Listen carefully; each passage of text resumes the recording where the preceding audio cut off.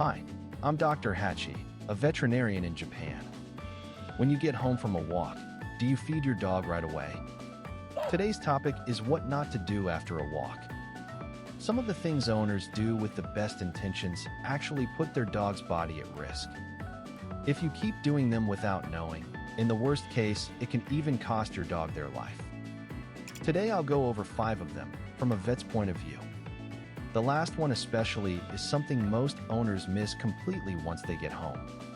If you want your dog to stay healthy for a long time, please stick with me to the end. Alright, let's get into it. What not to do after a walk. Number 1 is feeding your dog right when you get home. You come back from the walk and put the food down straight away. That is actually risky. Right after a walk, your dog's body is still revved up. Their heart rate is high, and the blood flow is going to the muscles. So the gut is moving more slowly. If they eat in that state, gas can build up in the stomach and blow it up like a balloon. This is called gastric dilatation. Here are 2 problems it can cause. First, low blood pressure. As the stomach swells, it presses on the big blood vessels, and less blood makes it back to the heart. That can leave your dog weak and unable to stand. Dogs with a weak heart and older dogs need extra care here. Next is gastric dilatation and volvulus, what people call bloat. If the stretched stomach twists, the blood flow stops completely, and within hours it becomes life-threatening. It's more common in large breeds, but it happens in small dogs too. I've treated a dog who twisted their stomach after eating right after a walk. So try changing that come home, eat right away routine starting today. Waiting at least 30 minutes, and ideally an hour, can bring that risk down a lot. Just giving them that half hour can protect your dog's life. What not to do after a walk.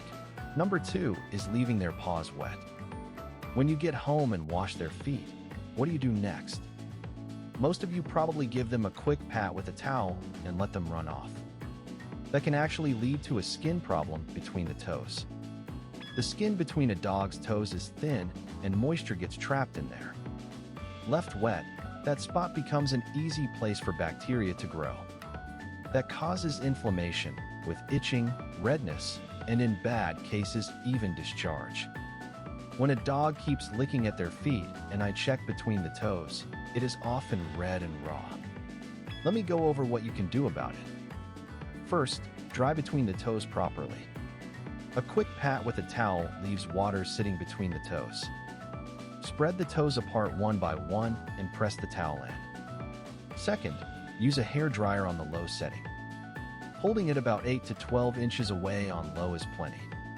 Hot air can burn them, so always use low or cool air. Once this gets going, it takes a while to clear up. But 1 minute of care when you get home prevents a lot of it. If your dog keeps licking at their feet, check between the toes first. What not to do after a walk. Number 3 is not checking their pads and nails. Get home, wash the feet, dry them, done. That's how most people do it. But the injuries you find in that check at home are more common than you'd think. The skin on a pad can be peeled off. A thin thorn from the grass can be stuck between the toes.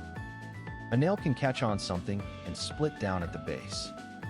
The scary part is that your dog looks completely fine. Dogs hide pain, so they keep walking normally even when they're hurt. So make it a habit, when you get home, to check the pads, the nails, and between the toes, one at a time. Any redness or swelling, anything stuck in there. Also, in summer, asphalt can go over 140 degrees. Checking their pads for burns when you get home matters too. Making that 30-second check part of every day keeps a small injury from turning into a big problem. Your dog can't tell you when something hurts. You're the one who can notice it for them. What not to do after a walk. Number 4 is skipping the water. When you get back from a walk, do you offer your dog some water? A lot of you probably think the bowl is always out, so they're fine. But plenty of dogs won't drink on their own after a walk. If they're running low on water day after day, they may be chronically dehydrated. Dehydration raises the risk of urinary stones and kidney disease. So when you get home, put out fresh water and keep an eye on whether they drink. If they go days without drinking much, that can be a sign something is off. Let me share a couple of things that help them drink more. First, set up a better place to drink. Just moving the bowl or changing its height can change how much they drink. If they still don't drink for days, check their appetite and energy too.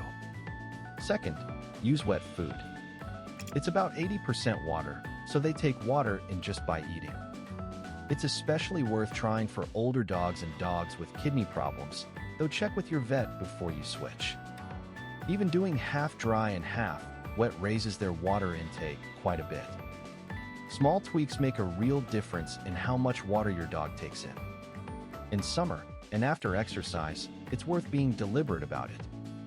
Managing their water day to day helps support the kidneys, and it can prevent a lot of urinary problems.